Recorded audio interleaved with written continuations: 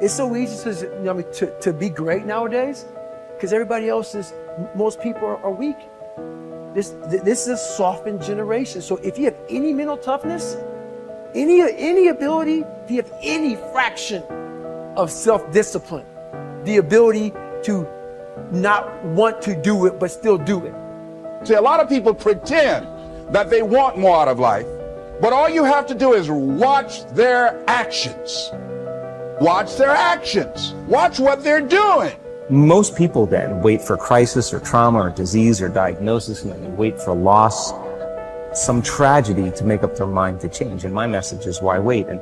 And you can learn and change in a state of pain and suffering, or you can learn and change in a state of joy and inspiration. And I think right now, the cool thing is that people are waking up.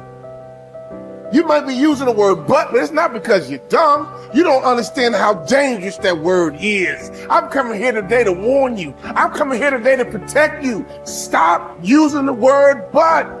If you're not careful, it's a part of your vocabulary. If you're not careful, it can become a part of your DNA. Why are you constantly making excuses?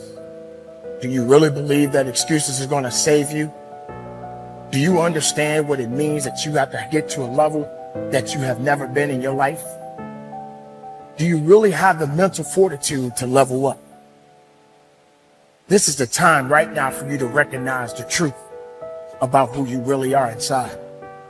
All that you have to do in order to start to pursue your dreams is take small actions every day that align your life in that direction. All you have to do to kill procrastination is just start. You just go, and procrastination dies. So don't wonder how you overcome procrastination. It's easy. All you do to overcome procrastination is go. Very few battles are won under ideal circumstances. So you gotta simulate and practice the unknown so that the unexpected will not derail you. Every morning when you get up, ask yourself, how can I put myself in a place where I'll be uncomfortable? See, you have to master the unknown. You gotta master your fears. You gotta master the unexpected, so when it happens, you are prepared. This is the time to recognize your potential, your truth. Everything about you is beautiful. Recognize your purpose in this world. We are all responsible. We are all made to do great things. You know, if you start with the presumption that there's a baseline of suffering in life and that can be exaggerated as a consequence of human failing, as a consequence of malevolence and betrayal and self-betrayal and deceit and all those things that we do to each other and ourselves that we know that aren't good, that amplifies the suffering. That's sort of the baseline against which you have to work. And it's contemplation of that often that makes people hopeless and depressed and anxious and overwhelmed and all of that. And they have the reasons. But you need something to put up against that. And what you put up against that is meaning. Meaning is actually the instinct that helps you guide yourself through that catastrophe. And most of that meaning is to be found in the adoption of responsibility. So if you think, for example, if you think about the people that you admire, well, you think about when you have a clear conscience first, because that's a good thing to aim at, which is something different than happiness, right? A clear conscience is different than happiness. Yeah, it's better. Yeah. That's you're not better. Like guilting yourself. You're not feeling bad about yourself. That's right. You feel that you've justified your existence, right? And so you're not waking up at 3 a.m. in a cold sweat thinking about all the terrible things that you've involved yourself in. What you said to someone that you shouldn't have said, or how you acted, or lied. What opportunity you lost, or the things that you've let go that you should have capitalized on, and all of that. And so if you think about the times when you're at peace with yourself with regards to how you're conducting yourself in the world, it's almost always conditions under which you've adopted responsibility, right? At least the most guilt I think that you can experience perhaps is the sure knowledge that you're not even taking care of yourself, so that you're leaving that responsibility to other people, because that's pretty pathetic. and unless you're psychopathic and and you're living a parasitical life, and that characterizes a very small minority of people, and an even smaller minority think that's justifiable. But most of the time you're in guilt and shame because not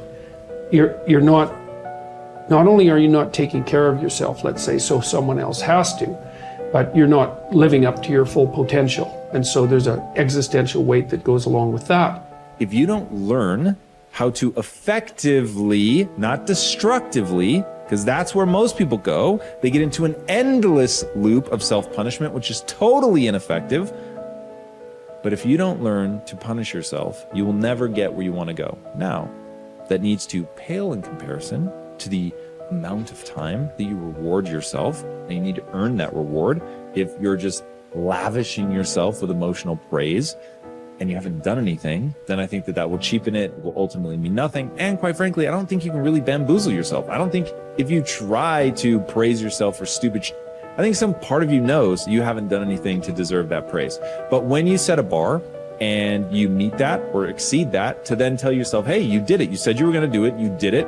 And that is worthy of praise. And getting good at praising yourself is incredibly important. And I think that most people have a very hard time doing both. Most people don't know how to effectively praise themselves. They don't know how to get themselves, first of all, to do things that are praiseworthy. And then when they do, they don't take the time to emotionally reward themselves, meaning you actually have to feel it. It can't just be intellectual. You've got to actually feel that. And the same with punishment. If you say you're going to do something, even if nobody's watching, and you don't do it, then you need to emotionally punish yourself. None of you will ever know whether I actually get out of bed in 10 minutes or less or not. But I say I do all the time. But every time I miss it, even if I miss it by seconds, I just gave myself the chills. Even if I miss it by seconds, I will punish myself for that. Because I said I was going to do it and I didn't do it. So the fact that nobody's watching is utterly irrelevant to me. It has everything to do with myself. Now, the reason that this is important, the reason that I think that people need to do this is because that's how you shape your behavior. So, like water, over time can create the Grand Canyon, or you can take a polishing rock and shape stones. You can shape your personality. You can certainly shape your identity and shape your behaviors if you learn how to reward and punish yourself. I know a lot of people don't want to hear that. That is the truth of the human condition. The great paradox there is an interesting and important paradox in life that you need to be aware of. It is that if you are an intelligent person, you do everything possible to organize your life in such a way that you minimize and avoid adversity and disappointment. This is a sensible and rational thing to do. All intelligent people, following the path of least resistance to achieve their goals, do everything possible to minimize the number of difficulties and obstacles that they will face in their day. Today activities, disappointment is inevitable yet. In spite of our best efforts, disappointments and adversity are normal and natural, unavoidable parts of life. Benjamin Franklin said that the only things that are inevitable are death and taxes, but every bit of experience shows that disappointment is also inevitable. No matter how well you organize yourself and your activities, you will experience countless disappointments, setbacks, obstacles, and adversity over the course of your life. And the higher and more challenging the goals that you set for yourself, the more disappointment and adversity you will experience. This is the paradox. It is impossible for us to evolve and grow and develop to our full potentials except to the degree to which we face adversity and learn from it. All of the great lessons of life come as the result of setbacks and temporary defeats, which we have done our utmost to avoid. Adversity, therefore, comes unbidden, in spite of our best efforts. And yet, without it, we cannot grow into the kind of people who are capable of scaling the heights and achieving great goals. Adversity is what tests us throughout history.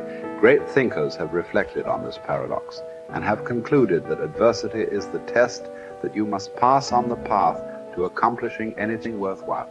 Herodotus, the Greek philosopher, said, "Adversity has the effect of drawing out strength and qualities of a man that would have lain dormant in its absence." The very best qualities of strength, courage, character, and persistence are brought out in you when you face your greatest challenges and you respond to them positively and constructively. Everyone faces difficulties every step of the way. The difference between the high achiever and the low achiever is simply that the high achiever utilizes adversity and struggles for growth, while the low achiever allows difficulties and adversity to overwhelm him or her and leave him or her discouraged and dejected. Bounce Back from Disappointment, the work by Abraham Zeleznik at Harvard, proved that the way you respond to disappointment is usually an accurate predictor of how likely you are to achieve great success. If you respond to disappointment by learning the very most from it, and then by putting it behind you and pressing forward, you are very likely to accomplish great things in the course of your life.